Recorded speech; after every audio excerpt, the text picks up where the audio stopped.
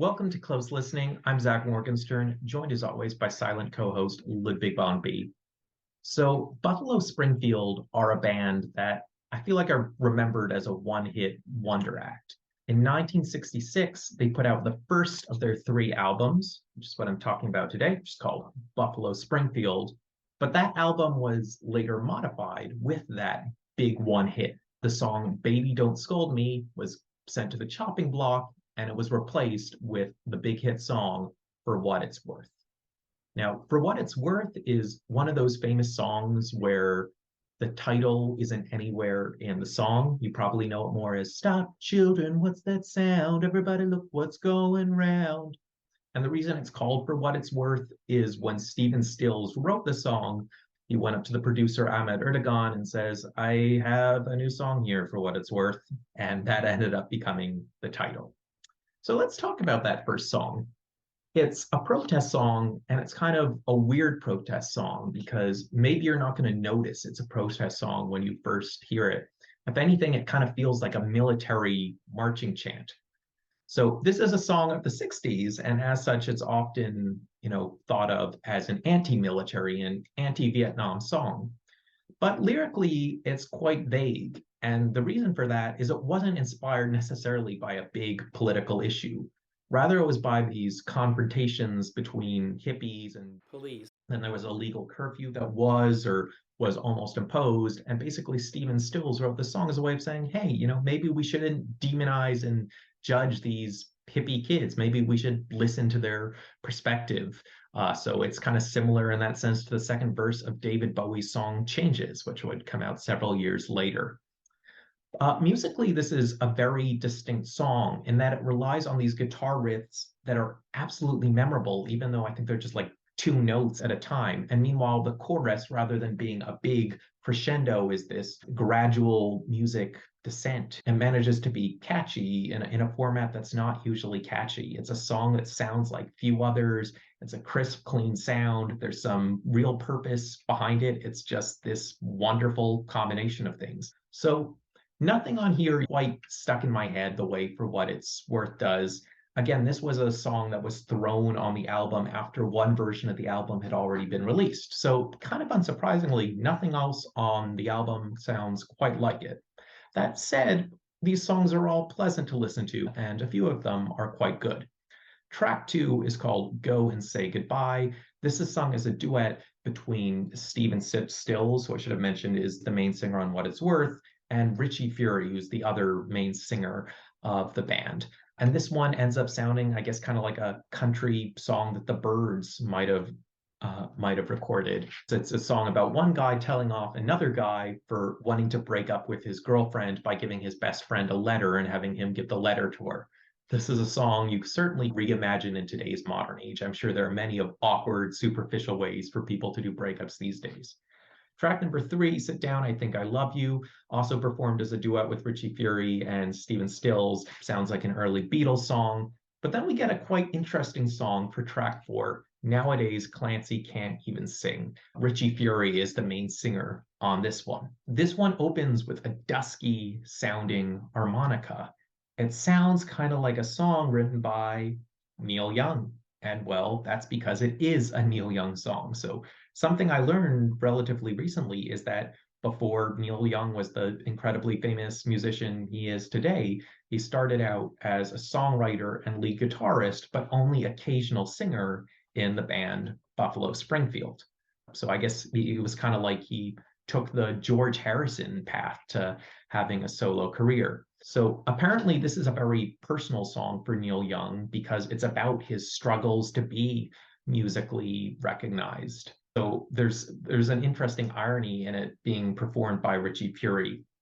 I saw this unsighted statement online that might have been because there was already a kind of power struggle in the band between Neil Young and Stephen Stills, them being the two songwriters. So maybe by singing lead vocals on this one, Richie Fury kind of neutralized the power dynamic. But honestly, haven't had the chance to do deep research, so can't confirm if that was true. It's just a rumor I saw out there. But regardless, it's a very interesting piece of music. The harmonica bit sounds unique. And then it goes from having this sort of slow, brooding verse to a harmonized waltz of a chorus.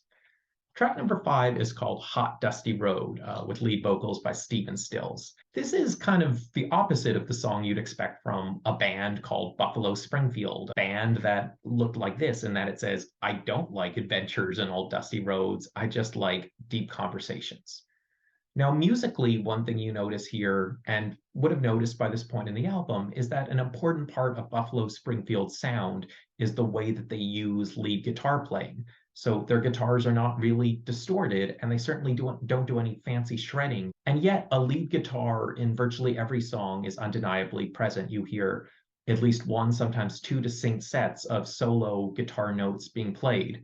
So it's almost like rather than having a typical guitar role, it's more like the role a trumpet would have in a more poppy sounding 60s group. Track number 6 is called Everybody's Wrong with lead vocals by Richie Fury. This is similar conceptually to What It's Worth in that it's kind of commenting on the times without commenting too much. And again, basically just repeating the message of check your perspective, listen to other voices you might have dismissed. This one is the first song that I think puts a real emphasis on the drums of Dewey Martin. So also like For What It's Worth, it ends up having a bit of a militaristic sound to it, despite, being associated with what's thought of as an anti-war band. And I'm sure they were. It's just they're an anti-war band that manages to have that military or cowboy feel to them. Track number 7 is called Flying on the Ground. I thought this was a really good one. Lead vocals, again, by Richie Fury, and I think they're really nice lead vocals. They kind of remind me of Burton Cummings of the Guess Who, or maybe John Denver or Glenn Campbell. And this is the second time we see a Neil Young composition on the album, but again, as I said, he's not doing the lead singing on it.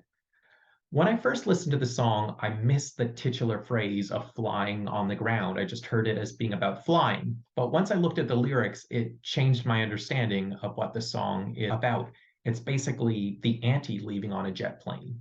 Rather than someone apologizing for always being on the road, this is someone being forced to apologize because they're too rooted, they're too loyal, and maybe their partner is starting to see them as boring. Once again, on the album, we're seeing this band not quite be what we expect them to be. Rather than being rambly dirt road hippies, we're now seeing two of their songwriters singing about being homebodies. Track number 8 introduces a whole new sound to this album and a whole new instrument to this album. And by a whole new instrument, I mean Neil Young's unforgettable, distinct voice.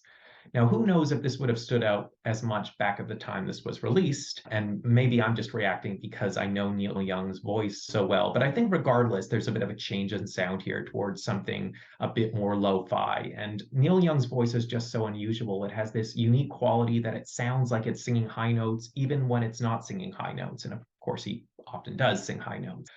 This one feels like a sequel to the track immediately before it of Flying Too Close to the Ground. This time, the metaphorical plane that was flying on the ground has crashed and burned, and the person is kind of singing about their failed state.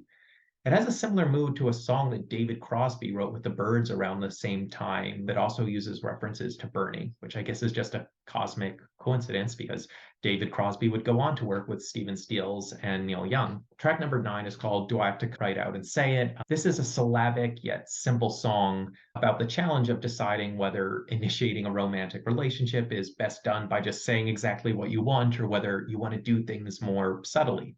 Like on track 7, we get to hear Richie Fury's voice at its most beautiful with that Burton Cummings feel to it.